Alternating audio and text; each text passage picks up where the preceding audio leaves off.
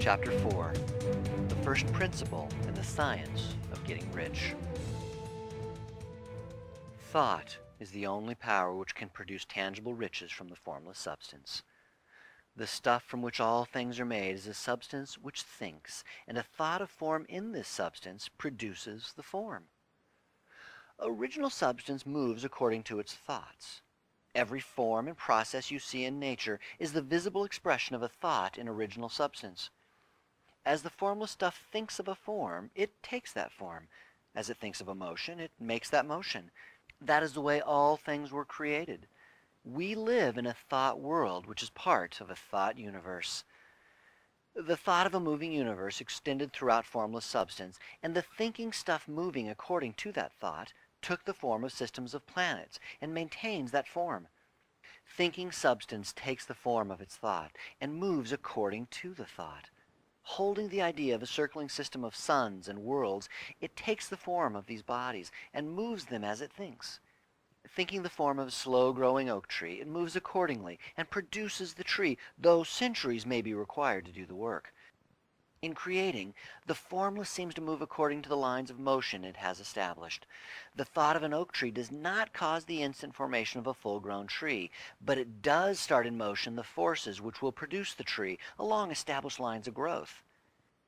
Every thought of form held in thinking substance causes the creation of the form, but always, or at least generally, along lines of growth and action already established.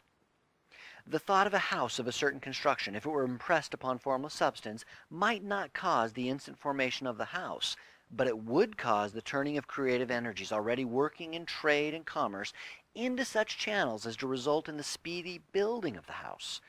And if there were no existing channels through which the creative energy could work, then the house would be formed directly from primal substance, without waiting for the slow process of the organic and inorganic world. No thought of form can be impressed upon original substance without causing the creation of the form. People are thinking centers and can originate thought. All the forms that people fashion with their hands must first exist in their thought. They cannot shape a thing until they have thought the thing. And so far, people have confined their efforts wholly to the work of their hands. They have applied manual labor to the world of form, seeking to change or modify those already existing.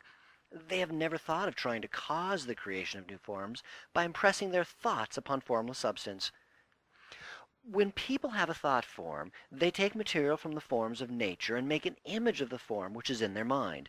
They have, so far, made little or no effort to cooperate with formless intelligence, to work with the Father. They have not dreamed that they can do what they see the Father doing. People reshape and modify existing forms by manual labor. They have given no attention to the question of whether they may not produce things from formless substance by communicating their thought to it. We propose to prove that they may do so, to prove that any man or woman may do so, and to show how. As our first step, we must lay down 3 fundamental propositions. First, we assert that there is one original formless stuff or substance from which all things are made. All the seemingly many elements are but different presentations of one element. All the many forms found in organic and inorganic nature are but different shapes made from the same stuff. And this stuff is thinking stuff. A thought held in it produces the form of the thought. Thought, in thinking substance, produces shapes. Man is a thinking center, capable of original thought. If man can communicate his thought to original thinking substance, he can cause the creation or formation of the thing he thinks about.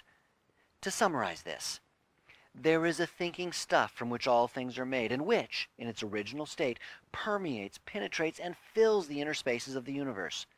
A thought in this substance produces the thing that is imaged by the thought.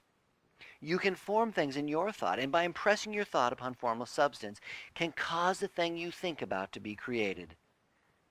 It may be asked if I can prove these statements, and without going into details, I answer that I can do so, both by logic and experience. Reasoning back from the phenomena of form and thought, I come to one original thinking substance, and reasoning forward from this thinking substance, I come to a person's power to cause the formation of the things they think about. And by experiment, I find the reasoning true. And this is my strongest proof.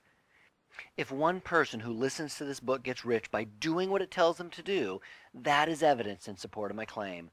But if everyone who does what it tells them to do gets rich, that is proof positive until one goes through the process and fails. The theory is true until the process fails, and this process will not fail. For everyone who does exactly what this book tells them to do will get rich. I have said that people get rich by doing things in a certain way, and in order to do so, you must become able to think in a certain way. A person's way of doing things is the direct result of the way they think about things. To do things in a way you want to do them, you will have to acquire the ability to think the way you want to think. This is the first step toward getting rich. To think what you want to think is to think truth, regardless of appearances.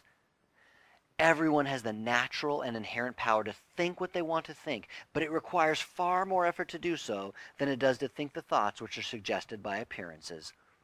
To think according to appearances is easy.